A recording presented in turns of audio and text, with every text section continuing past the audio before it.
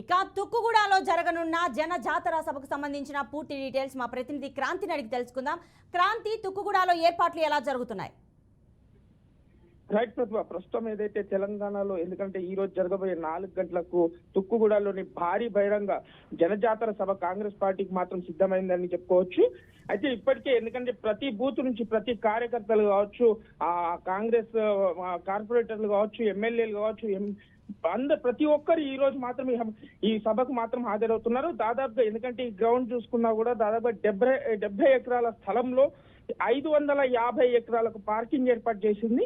అయితే ఈ గ్రౌండ్ లో దాదాపుగా 10 లక్షలకు పైగా జనాభా కూడా ఉండేటట్టుగా ఏర్పాట్లు చేశారు.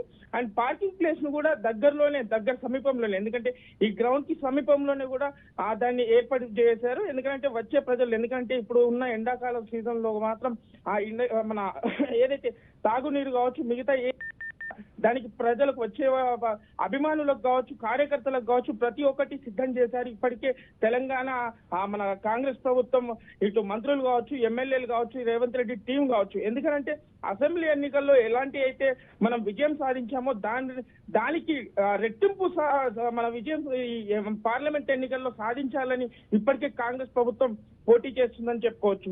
అదే విధంగా ఎందుకనంటే ఒక్కొక్కటి వీళ్ళు మేనిఫెస్టోలో నిర్వహించిన, అసెంబ్లీ మేనిఫెస్టోలో ఇచ్చిన ప్రతి హామీని తెలంగాణలో అయితే ఎలా అయితే నిర్వహిస్తున్నారు, ఎందుకంటే ప్రతి ఒక్కటి అదే విధంగా పార్లమెంట్ మేనిఫెస్టోను కూడా ఈ రోజు, ఎందుకంటే 48 పేజీలతో కూడిన మేనిఫెస్టోను కూడా ఈ రోజు రాహుల్ గాంధీ కావచ్చు, మల్లికార్జున్ ఖార్గే కావచ్చు, లేదంటే ఢిల్లీ నుంచి కాంగ్రెస్ ముఖ్య నేతలు కూడా దీనిపై తెలుగులో వివరణ కూడా ఈ రోజు మనకు ఈ జాతరలో, ఈ సభలో మాత్రం ఏర్పాటు చేయబోసి వివరించే అవకాశం చాలా ఎక్కువగా ఉంది.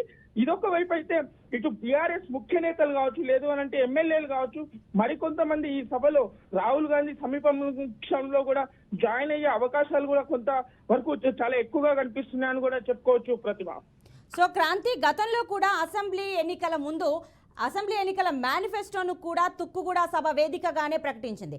ఇప్పుడు లోక్సభ ఎన్నికల్లో కూడా మేనిఫెస్టోని ఇక్కడే ప్రకటించి సెంటిమెంట్గా భావిస్తోంది. మళ్ళీ విజయంనే లక్ష్యంగా చేసుకొని పావులు కదుపుతున్నట్టుగా అయితే తెలుస్తోంది. మరి ఈ సెంటిమెంట్ ఎంతవరకు కలిసి వచ్చే అవకాశం ఉంది ఈ ఎన్నికల్లో?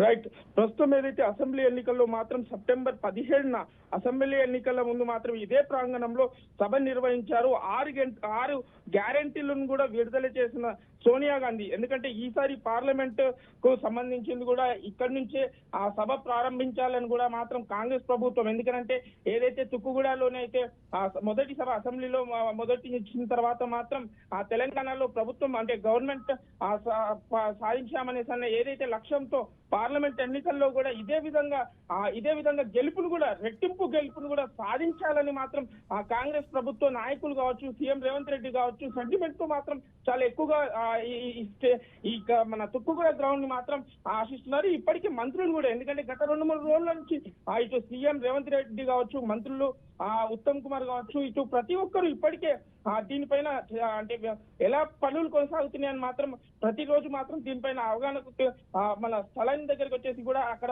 మిగతా వర్కర్స్ తో కూడా మాట్లాడడం కూడా జరుగుతుంది.